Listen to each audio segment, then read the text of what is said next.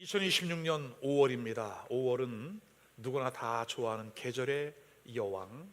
그러나 그리스도 예수를 믿는 믿음의 사람들에게는 이 5월 달이 가정의 달로 하여 우리 가정을 좀 더 돌아보고 세워가는, 무엇보다도 구원의 은혜를 경험한 우리에게는 가장 깊은 그리고 우선순위에 있는 기도의 제목은 가족들의 구원인 것이죠. 나를 낳아주고 길러주신 부모님에게, 그리고 나와 함께 어린 시절을 지낸 그러한 형제 자매들, 그리고 이웃 친인척들, 그리고 하나님께서 내게 주신, 우리에게 맡겨주신 소중한 자녀들, 그래서 이 가정 안에 한 사람도 예외 없이 구원받는 은혜가 있기를 바랍니다. 특별히 오늘 이 말씀을 듣고 이 선포된 말씀을 통해 우리 가정 안의 구원의 역사, 그리고 회복되어지는 은혜, 그리고 화목한 은혜가 있기를 주님의 이름으로 축원합니다. 축원합니다. 자, 태초에 하나님께서 창조하신 모든 짐승들은 암, 수, 짝이 있게 지었어요. 근데 아담만 혼자였죠. 하나님께서 독처 혼자 거하는 아담이 보기에 안타까우셨어요.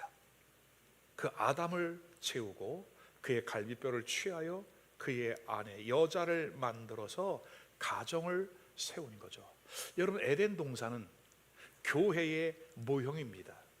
그리고 아담과 하와를 통해 시작되어진 이 가정, 그러므로 하나님께서 에덴 동산의 가정을 세웠다고 하는 것은 교회를 통해서, 그리고 가정을 통해서 하나님이 세우신 신적인 기관, Divine Institute, 교회와 가정. 그러므로 가정은 하나님께서 인류에게 주신 최고의 선물이다. 근데 아내를 지었을 때, 하와를 지었을 때 그 이유를 뭐라고 그래요? 돕는 배필. 부부가 서로 돕는 배필이 되어야 되겠죠. 그리고 어떻게 할까요? 우리 가정을 잘 꾸려가고 세워가고 우리 행복하게 이 땅에 저 푸른 초원 위에 그림 같은 집을 짓고 행복하게 살다가 인생 끝. 여러분, 그게 우리 인생의 목적일까요? 하나님께서 돕는 배필로 세우신 이유는 뭐냐면, 남자와 여자가 하나가 되어 가정을 이루고 그 가정에 하나님을 모시고 사는 가정이 되어야 한다. 가정을 통해 우리 하나님은 영광을 받으시고 우리에게는 진정한 구원과 참된 쉼, 그리고 평안을 누리게 하는 곳이 가정이다. 아멘이에요, 여러분? 이 가정에 대한 이해를 우리가 잘 할 수 있기를 바랍니다. 1852년 4월 10일 뉴욕 출신의 한 미국인이 아프리카 튀니지에서 인생을 마감했습니다. 당연히 그 땅에 묻혔지요. 그로부터 31년이 지난 1883년 미국 정부는 그의 유해를 군함을 보내 본국으로 옮겨왔습니다.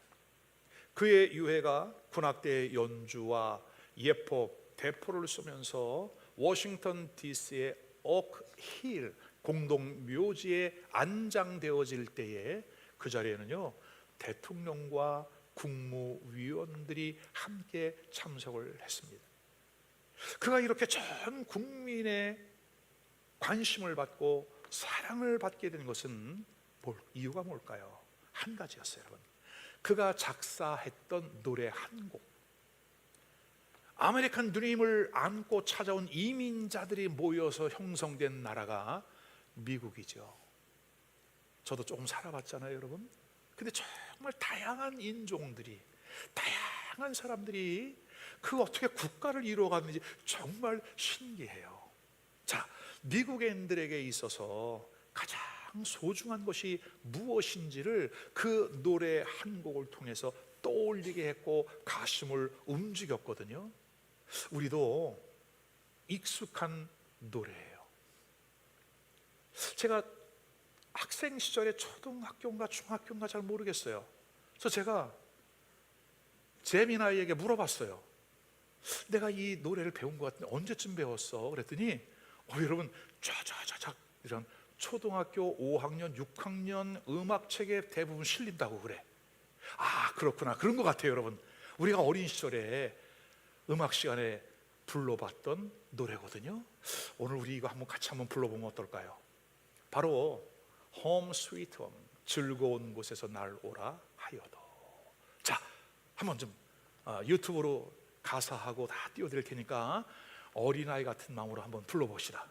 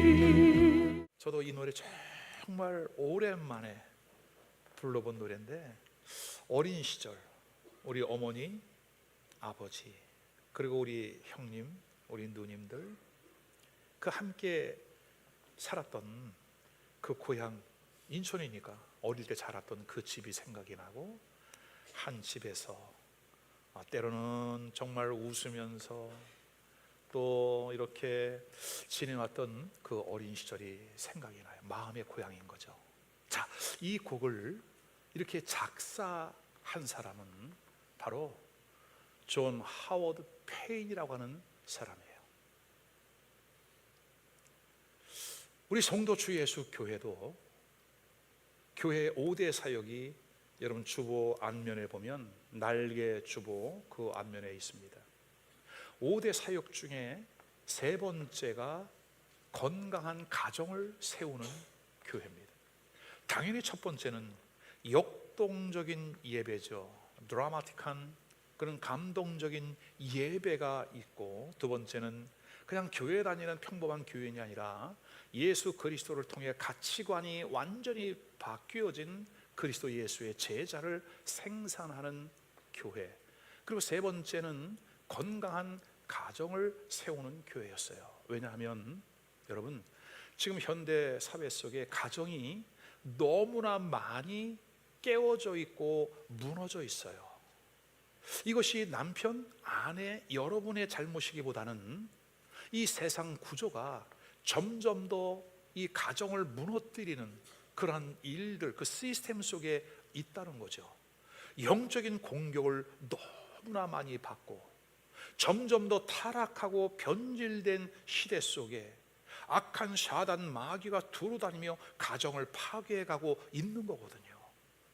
여러분, 근데 오늘 우리 교회에 좀 결혼하신 가정 부부들은 오늘 이 말씀을 좀 잘 들으셔야 돼요. 내가 자랄 때도 나는 우리 부모님에게 정말 매를 맞고 그렇게 핍박을 받으면서 난 그렇게 자랐어. 여러분, 그때 우리 부모 세대를 한번 생각해 보십시오. 나는 우리 부모 세대들이 나빠서 악해서가 아니라 조선 500년 역사 속에 그 유교적인 문화가 가부장적이었고 가학적이었고 폭력적이었어요. 여러분, 사실은 가정이 파괴가 되고 남자들 한 사람에 의하여 가정이 완전히 깨어지고 무너지는, 그리고 우리 부모 세대도 그런 상처를 받고 자랐다. 그리고 우리를 키워주신 거죠, 여러분. 근데 이제 우리는 예수 그리스도를 믿고 우리 안에 구원의 감격이 있으며 하늘의 소망이 있으니 우리가 성경적인 가치관 속에, 기독교적인 가치관 속에 우리의 삶을 살아가자. 그래서 이제는 우리가 룻과 같이 그 가문의 흐름을 바꾸는 며느리, 딸, 아들, 사위가 될 수 있기를 주님의 이름으로 축원합니다. 우리가 정말 부부관계를 잘 세워가야 될 이유가 뭐냐 하면, 지금 한국 사회의 이혼율이 가장 높잖아요. 전 세계 OECD 국가 중에서. 왜 그랬을까요? 우리가 좀 배고팠던 시절에는 1차 문제가 해결되지 않았기 때문에 그것 때문에 열심히 살다 이제는 좀 먹고 살만하니까 타락하고 변질된 거죠. 근데 우리는 이제 그리스도 안에서 말씀이 기준이 되어서 건강한 가치관을 가지고 살아가야 될 이유가 뭐냐면, 자, 우리는 여러분 정말 속된 표현으로 살다가 다 뒤집어 버리고 이혼해 갈라서 누가 결정하는 거예요? 내가 결정하는 거예요. 남편이 결정하든 아내가 결정하든 그래 뒤집어 엎어. 자, 근데요, 우리 아이들에게 물어봤어요. 우리 아이들이 그런 결정권이 있나요? 이 아이들은 그 부모 세대의 결정권 때문에 오롯이 피해를 당해. 사단이가 이 아이들의 인격에 상처를 주고 아픔을 줘요. 악순환의 반복이에요, 여러분.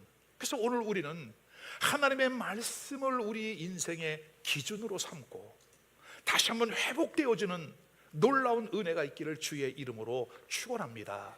깨어진 가정, 위기를 만난 가정들이 교회에 와서 그 가정들이 회복되어지고 교회가 건강해지니까 상처를 받고 어려움을 만나고 어떻게 될지 모르겠네 하는 그런 가정들이 교회 안에 들어와서 치유와 회복이 경험되어지는, 가정이 건강해지고 교회가 건강해지니까 이 가정들을 통해서 어떻게 합니까? 교회를 통해서 이 지역 사회를 변화시켜가는 그 영향력 있는 교회가 될 수 있어야 한다. 그러면 그 건강한 가정을 이룰 수 있는 첫 번째 조건이 무엇일까요? 자, 오늘 본문 1절에 말씀하고 있습니다. 여호와를 경외하며 그의 길을 걷는 자마다 복이 있도다. 하나님을 경외하고 하나님의 말씀을 따라가는 자, 그 길을 걷는 자마다 복이 있도다. 여러분, 여호와를 경외한다고 하는 것은 감사와 존경의 마음으로 하나님의 뜻에 순종하는 거예요. 그리고 하나님의 말씀이 유일한 기준이 되어, 가치 기준이 되어 그 말씀을 따라가는 거예요. 어때요, 여러분? 우리가 그 말씀만 따라가면 지금보다 훨씬 은혜가 있고 정말 풍성한 그런 가정생활을 누릴 수 있지 않을까요? 자, 그러면 하나님을 경외하는 가정에는 어떠한 복이 따라올까? 첫 번째, 정직한 소득의 축복을 받습니다. 오늘 2절 말씀이죠. 같이 한번 읽어봐요, 여러분. 시작. 내가 내 손이 수고한 대로 먹을 것이라. 내가 복되고 형통하리로다. 아멘. 여러분, 어떤 사람은 이 2절 말씀을 보면서, 아니, 내가 내 손으로 내가 열심히 일해서 내 돈 내가 벌었고 내가 쓰는데 그게 무슨 축복이야? 당연한 거지. 여러분, 그럴까요? 저는 1997년도에 부목사였습니다. 우리 성도들의 가정을 신방하면서 교회를 세워가는 일에 최선을 다할 때였거든요. 1997년도에 IMF가 찾아왔어요. 그때 내가 일한 만큼 소득이 나에게 정직하게 돌아오는 것이 얼마나 큰 축복인지를 당시 성도들의 삶을 보면서 뼈저리게 경험을 했어요. 한국의 IMF의 관리를 받을 당시에 많은 사람들이 일자리를 잃었어요, 여러분. 그때 당시에 제가 한국유리 일주일에 한 번씩 가서 설교를 했습니다. 인천에서는 가장 좋은 직장 중에 하나였습니다. 근데 그 한국유리에서도 명예퇴직, 조기퇴직, 강제퇴직, 그때 당시에 나온 언어들이에요, 여러분. 이게 많은 사람들이 일자리를 잃었어요. 그때만 해도 우리 여자분들이 사회생활하는 그 퍼센테이지가 많지 않았어요. 전문직 외에는 다 가정에서 가정을 돌봤거든요. 근데 여성들도 이제는 산업 현장으로 나가야 했던, 그리고 열심히 일을 했는데 일을 했어도 돈을 받을 수 없어요. 왜? 회사가 부도가 난 거예요. 임금을 받지 못하는 거예요, 여러분. 근로 시간을 초과하고 열악한 작업 환경 속에서도 열심히 일을 했지만 거기에 합당한 적당한 대우를 받지를 못한 거예요. 조기퇴직, 명예퇴직을 당하면서 그래도 처음에는 큰 돈을 주더라고요. 근데 여러분, 20년, 30년 직장 생활을 했던 분이 사회생활을 한다는 건 쉽지 않아요. 제가 알고 있는 장로님도 그때 당시에 1억인가를 퇴직금으로 받고, 이분이 조금 앞서가는 오리가 건강에 좋다, 오리 식당을 한 거야. 여러분, 몇 개월 못 가서 문을 닫았어요. 이래 저래 다 까먹고, 또 사기당하는 일도 얼마나 많고 부도 나는 일도 얼마나 많은지. 왜 많은 사람들이 불행하다고 생각을 할까요? 그것은 자기가 일한 만큼의 정직한 보상이 돌아오지 않는다고 생각하기 때문이에요. 혹시 지금 여러분의 삶 속에 재정적인 위기와 어려움, 사업장 혹은 일터에 위기가 있습니까? 오늘 성경은 이렇게 말씀합니다. 하나님을 경외하라. 하나님의 뜻을 따르고 순종하라. 여러분, 우주 만물을 창조하시고 가정을 세우신 하나님, 사회 도시를 만드신 그 하나님께서 위기와 어려움을 만날 때에 어떻게 하라? 하나님을 경외하고 그 길을 따라가라. 오늘 여러분, 이 말씀이 여러분의 심령을 터치할 수 있기를 주님의 이름으로 축원합니다. 하나님을 경외하는 가정을 향하여 너의 손이 수고한 대로 먹을 것이라, 그리고 내가 복되고 형통하게 될 것이라고 말씀을 합니다. 어제 이 말씀 원고를 마무리하는데, 이 말씀을 보면 첫 번째 대지의 마지막에 이삭이라고 하는 인물이 떠올랐어요. 이삭 하면은 100배의 결과였잖아요. 창세기 26장 12절 이하에 보니까 이삭이 그 땅에서 농사하여 그 해에 100배나 얻었고 여호와께서 복을 주심으로, 13절, 그 사람이 창대하게 되고 왕성하여 마침내 거부가 되어,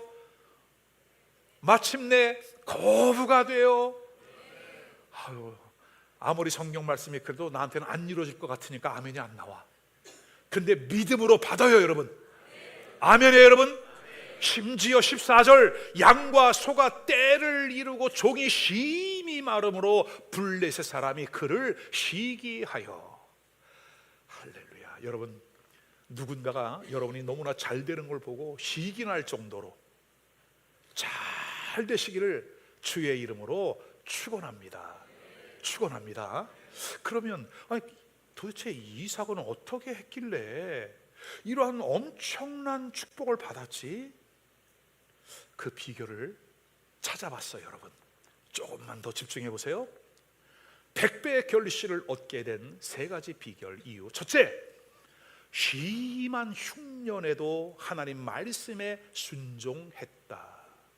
흉년이 들게 되니까 이삭은 어디로 내려가려고 그랬죠?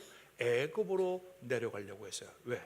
이집트는 여전히 잘 살고 있는 나라, 모든 게 풍성한 나라. 그러니까 가족을 살리기 위하여 내가 애굽으로 좀 가야 되겠다. 근데 하나님께서 창세기 16장 2절에 보니까 애굽으로 내려가지 말고 내가 너에게 지시하는 땅에 거주하라. 이삭은 자기의 생각은 이러하나 하나님의 말씀이 그렇다면 그런 줄 믿고 순종하여 그랄 땅에 머물렀다. 여러분, 오늘 우리도 하나님의 뜻은 구해요. 구하지 않는 사람은 없어요. 근데 정작 하나님이 그 말씀을 주면 잘 따르지를 못하더라. 이것이 이삭과 우리의 차이점이에요. 이삭이 100배의 축복을 받은 결정적 이유는 흉년, 경제적인, 재정적인 그 위기와 어려움을 만났지만 그는 하나님의 약속의 말씀을 믿고 그 자리를 지켰기 때문이다. 아멘. 두 번째는 그 말씀을 지킨 이삭에게 하나님께서 직접 역사하십니다. 하나님 직접 역사하십니다. 성경은 이삭이 농사의 100배를 얻은 이유를 26장 12절에 이렇게 말씀합니다. 여호와께서 복을 주심으로. 이삭도 농사를 하면서 수고했죠. 근데 그 결과는 누가 만들었대요? 하나님께서 복을 주심으로. 오늘 우리는 이삭을 축복하셨던 그 하나님이 지금 나의 하나님이요, 그 하나님이 지금 나의 아버지시다. 아멘이죠. 사람의 최선과 하나님의 은총이 만날 때에 어떤 역사가 일어난다? 기적의 역사가 일어난다.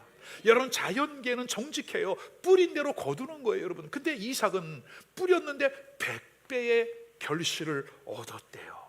누가 역사하신 거예요? 하나님이 역사하신 거예요. 여러분의 가정에, 여러분의 사업장에, 여러분의 비즈니스에, 일터에 이와 같은 은혜가 있기를 주님의 이름으로 축원합니다.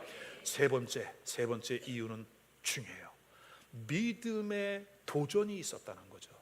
원래 이삭은 뭐 하는 사람이었어요? 양을 치는 목축업이 그의 주업이었습니다. 근데 그는 농사에 도전을 합니다. 쉽지 않은 일이에요. 근데 왜 이런 도전을 할까요? 하나님의 말씀이 주어졌기 때문에 그래요.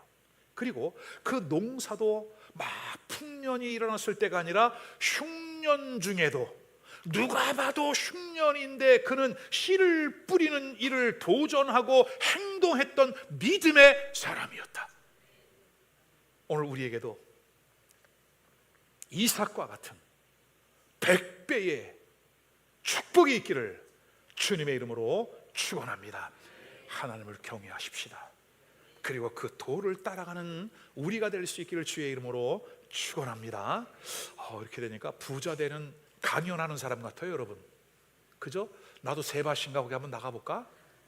근데 세바시보다도 더 정확하고 분명한 것이 하나님의 말씀이에요, 여러분. 이 말씀을 여러분 가슴에 깊이 새기고 하나님의 말씀을 따라가는 우리 모두가 될 수 있기를 주님의 이름으로 축원합니다. 두 번째, 하나님을 경외하고 그 도를 따르는 사람에게 오는 축복이 뭐냐? 자식들이 잘 되는 복을 받았대요. 자, 3절을 봐요, 여러분. 너의 집 내 실에 있는 너의 아내는 결실한 포도나무 같으며 내 상에 둘러 앉아있는 자식은 어린 감람나무 같으리로다. 여러분, 이 시편 128편에 이 말씀을 한번 그림을 그려 이미지를 상상을 한번 해보십시오. 열심히 밖에 나가 땀 흘려 일을 하고 이제 일과를 마친 다음에 집에 돌아왔어요. 돌아왔더니 사랑하는 아내가 식탁을 다 준비해 놓았어요. 소위 여우 같은 마누라, 토깽이 같은 아이들이 이제 한 상에 둘러 앉아서 이제 아빠 오늘 어땠어요? 여보 어땠어요? 수고 많았어요. 고마워요. 서로 그 식탁에서 아름다운 대화와 교제가 오고 가면서 정말 이 아름다운 가정의 모습은 상상만 해도 우리 미소를 짓게 하는 거 아니에요, 여러분? 저도 어린 시절에 한 상에 둘러 앉아서 같이 식사를 나누었던 그런 추억이 오늘 많이 생각이 나더라고요. 저희 아버지는 조금 근엄하셨어요.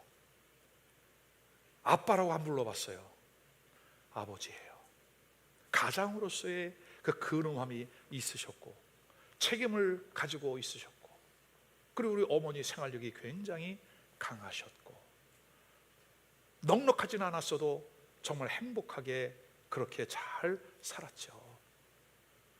그 가정이 있었기에 오늘 내가 이렇게 건강하게 자랐다. 아마 여러분 중에는 내가 부모를 잘못 만났나, 혹은 이 시대를 잘못 태어났나 좀 원망하고 불만을 가질 수도 있을 거예요. 근데 여러분 한번 생각해 보세요. 부모님은 우리를 낳아주신 것만 해도 정말 평생 효도를 받으셔야 돼요.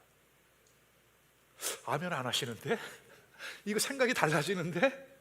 여러분, 정말 나를 낳아준 것만 해도 우리는 그 부모님을 향한 감사의 마음이 있기를 바랍니다. 자, 오늘 시편 128편에 결실한 포도나무는 가정을 꾸려가는 아내의 헌신, 식탁에 둘러앉은 우리 어린 감람나무, 우리 아침마다 여러분 이 감람나무를 막 그 열매를 짜서 만든 게 올리브잖아, 올리브오일. 요즘 그거 좋다고 그냥 다들 이렇게 선호하시잖아요. 여러분, 이 감람나무는 희망 가운데 자라나는 활기찬 우리의 자녀들, 우리 교회가 대세 이 다음 세대, 우리 자녀 세대의 모습을 보여주는 거죠. 식탁에서 덕담이 오고 가고 웃음소리가 담장을 넘는 그러한 복된 가정이 되시기를 주의 이름으로 축원합니다. 유대인들에게 있어서 이 식탁은요, 가정의 성전이에요. 그리고 배움터예요. 유대인들은 이 밥상머리에 앉아서 하브루타라고 하는 교육을 하게 됩니다. 가르쳐야지 하는 것이 아니라 이들의 전통이었고 이들의 문화였습니다. 안식일이 되면 그 저녁에 식탁을 베풀고 그 식사 순서가 이렇게 진행이 돼요. 첫 번째는 축복과 감사. 하나님께서 베풀어 주신 이 포도주와 빵, 이 식탁에 고개 숙이면서 감사를 하나님께 올려드리죠. 여러분, 우리가 식사할 때 기도하는 거 뭐예요? 하나님, 오늘도 우리에게 일용할 양식을 공급하시는, 하루의 세 끼, 우리는 하나님이 잊을 때도 많은데 세 끼를 꼬박꼬박 그때마다 공급해 주시는 하나님 아버지의 신실한 사랑에 우리가 고개 숙여 감사를 하고, 그리고 부모는 함께 식사하는 자녀들의 머리에 손을 얹고 축복, 안수 기도를 해 주었다. 두 번째는 식탁에서 서로 질문과 토론, 대화가 이어져요. 유대인들의 교육 방식은 암기하는 주입식이 아니라 대화죠. 식탁 대화의 핵심은 질문이에요. 질문. 성경 말씀을 서로 물어보거나 혹은 좀 사회적인 이슈에 대해서 자녀가 질문하면 부모가 답을 하면서 아이들의 사고력을 키워준다. 노벨상을 유대인들이 가장 많이 받는 것은 이와 같은 이유가 있다는 거죠. 세 번째는 스토리텔링이 여기서 이루어져요. 우리 유대인으로서 하나님의 백성이라고 하는 정체성, 그것을 전수해 주죠.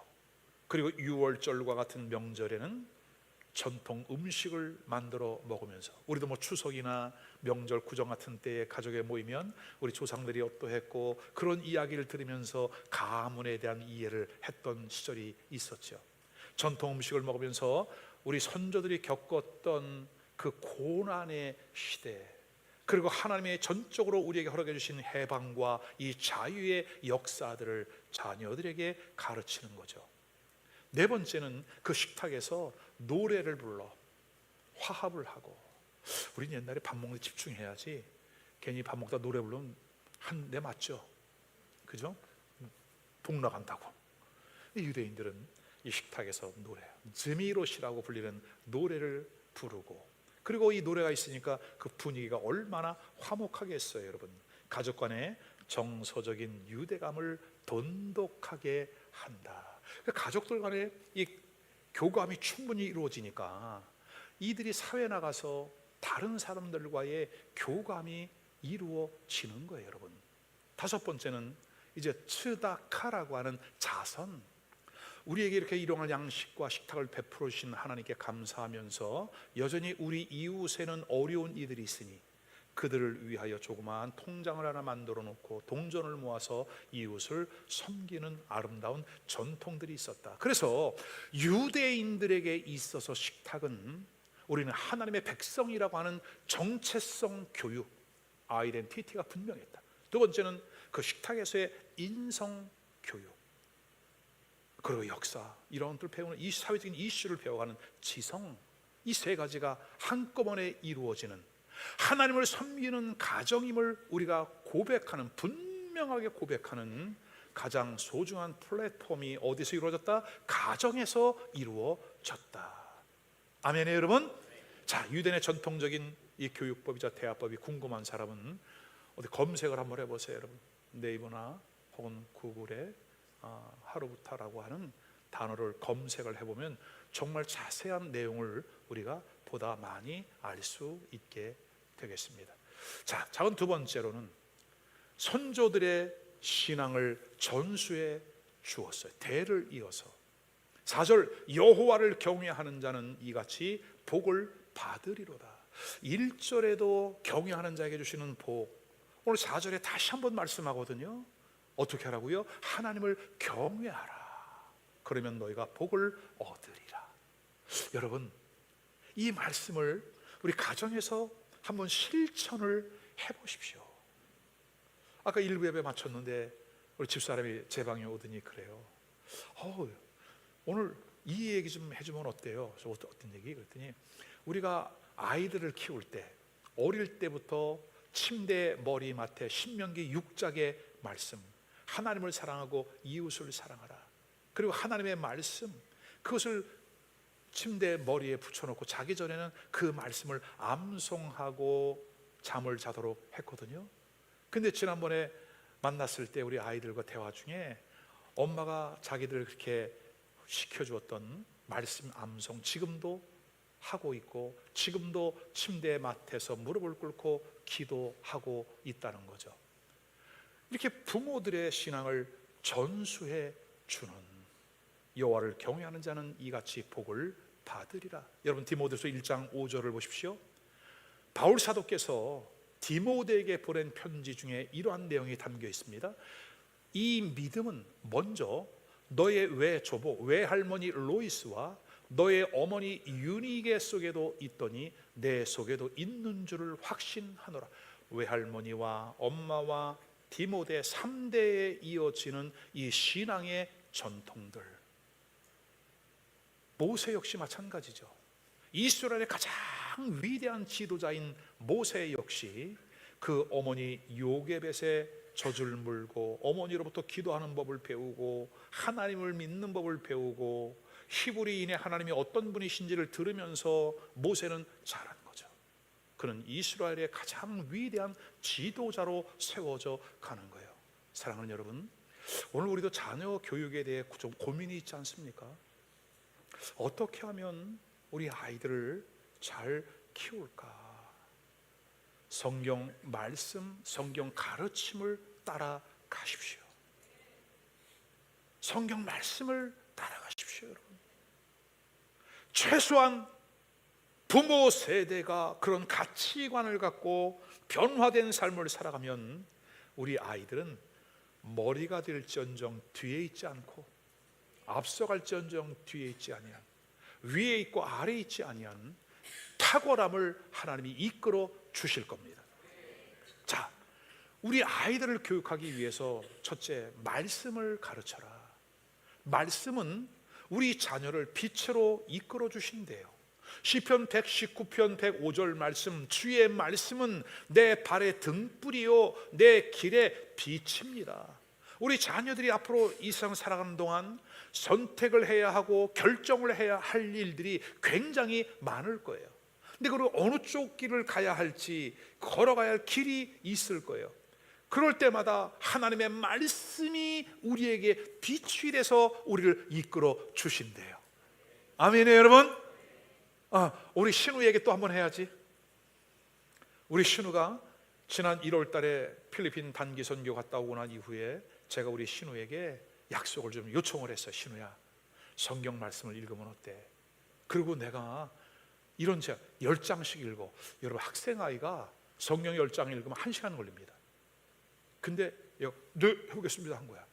근데 우리 신우 여러분 박수 한번 해줘야 돼요. 왜냐하면 지금까지 계속 매일 10장씩 읽어.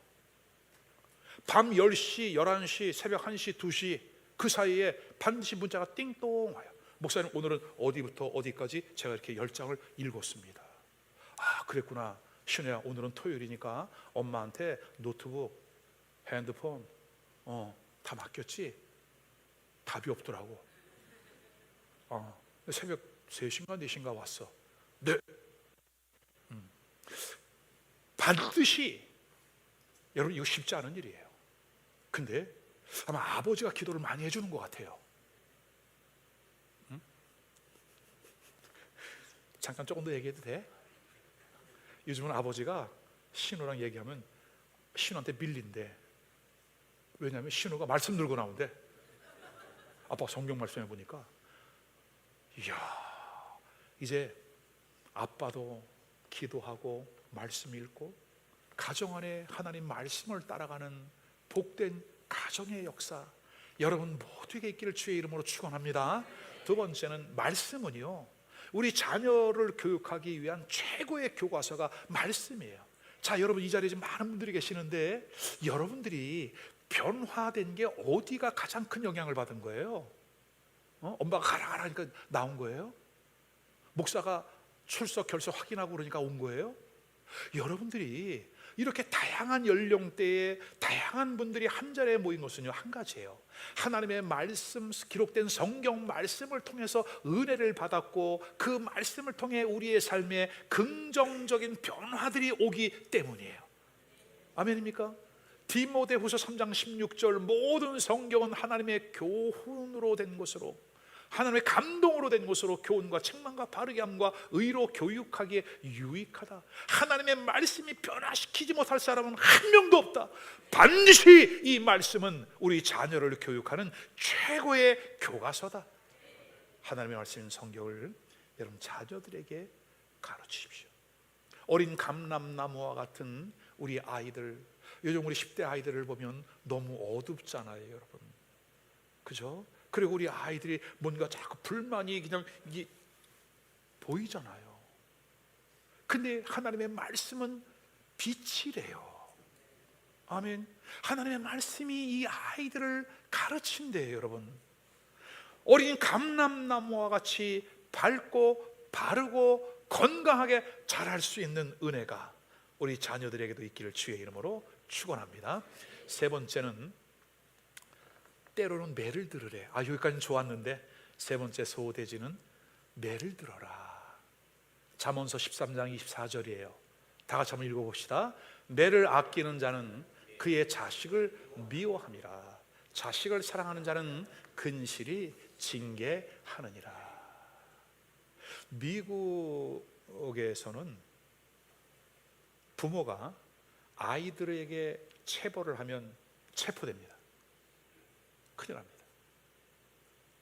스쿨버스가 왔는데, 유치원 아이가 왔는데 부모가 나와 있지 않으면 운전기사가, 그리고 보호하는 교사가 그 아이를 데리고 갑니다.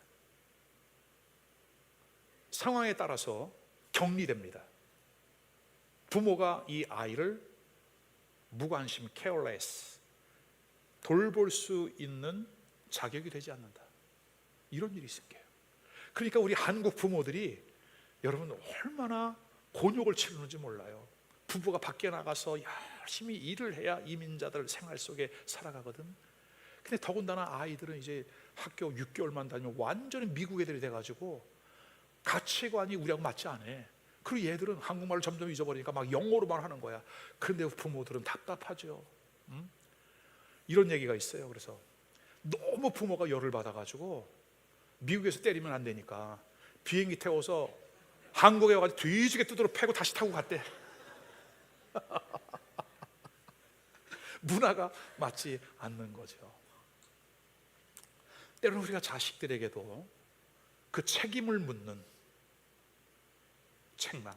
근데 저도 이렇게 해봤는데요, 처음에는 바르게 교육시킨다고 매를 들었는데 이게 매가 2번 3번 왔다 갔다 하니까 이게 감정, 분노 조절이 안 되더라고. 이게 여러분 그런 경험 있죠? 나만 그랬구나. 그게 있어. 그래서 어느 날인가 저도 마음이 안 좋잖아요, 여러분.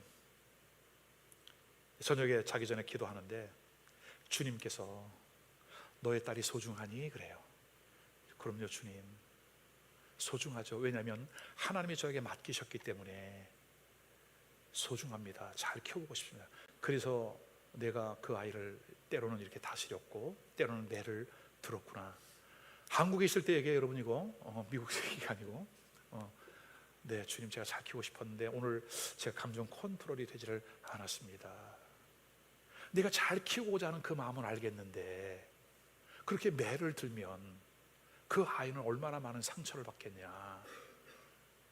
잠깐 침묵 시간이 있었는데요, 주님이 저에게 그런 깨달음을 주시는 것 같았어요. 네가 네 아이에 대해서 그렇게 매를 들었으면 입장 바꾸고 생각해볼까 한번 우리?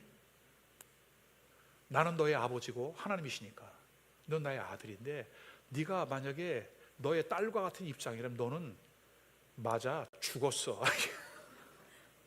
와, 그렇잖아요 여러분. 우리도 얼마나 많은 실수가 있어요.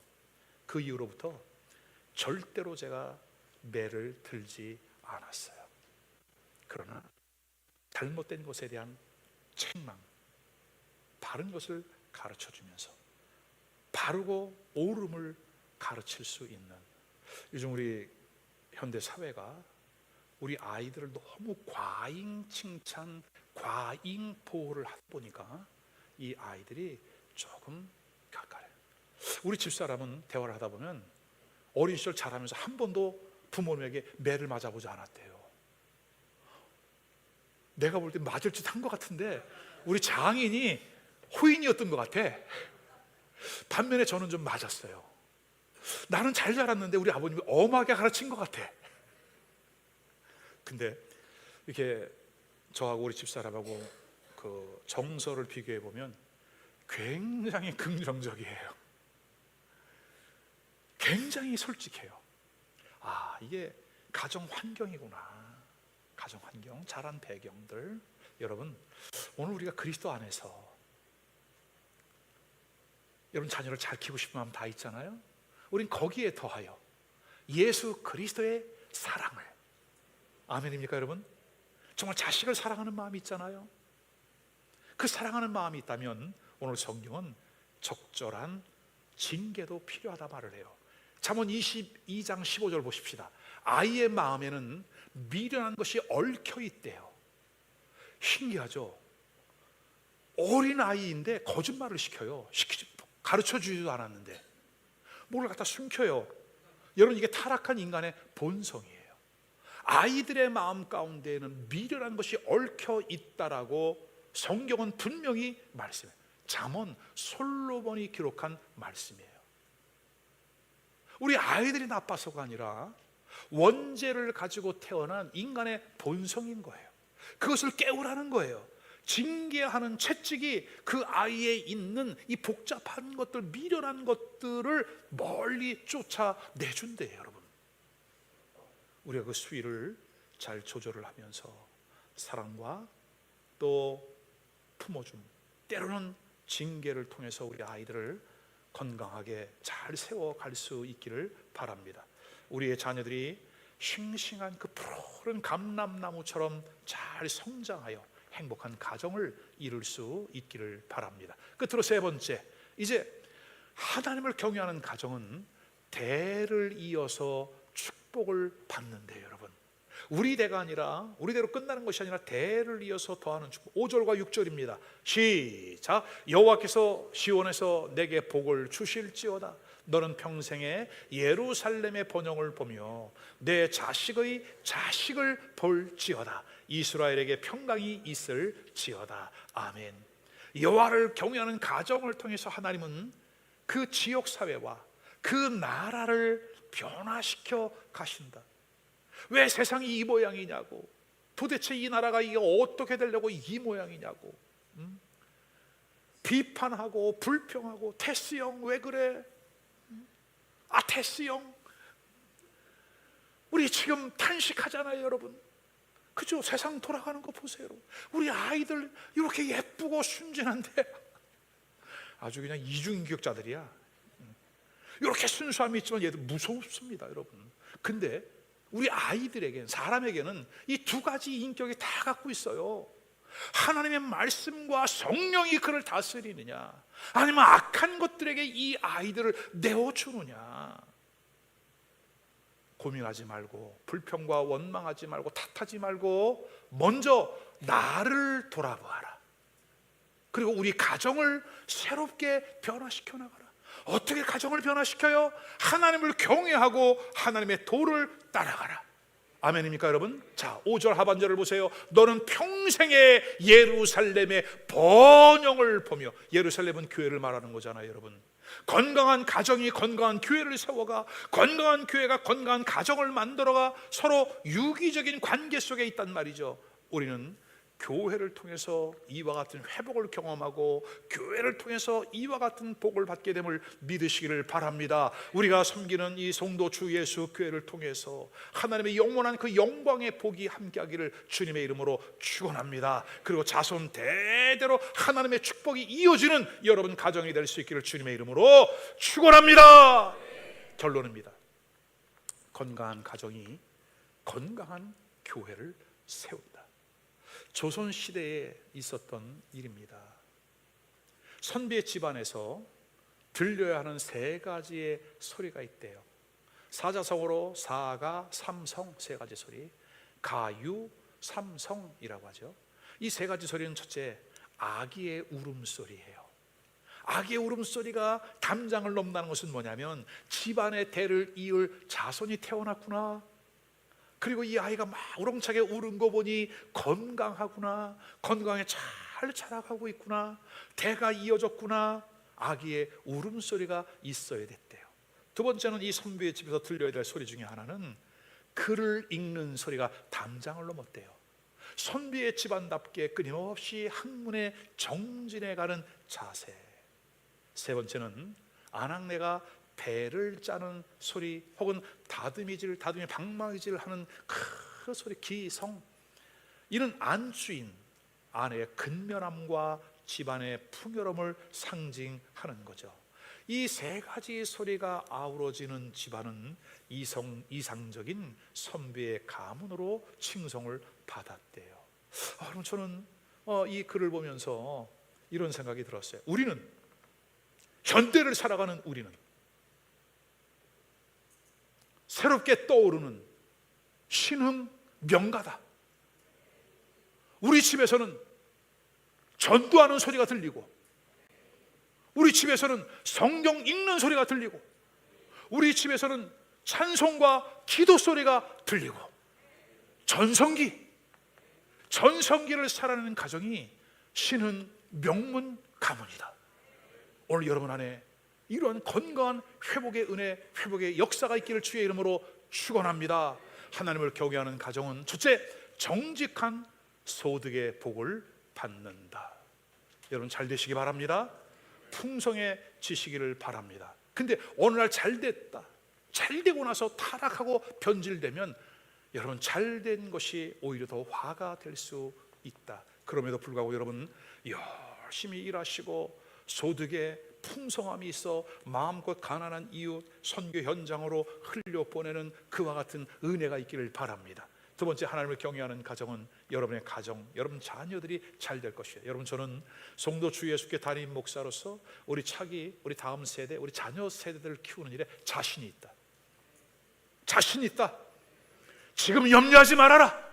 하나님이 반드시 우리 아이들 멋지게 키워내실 겁니다.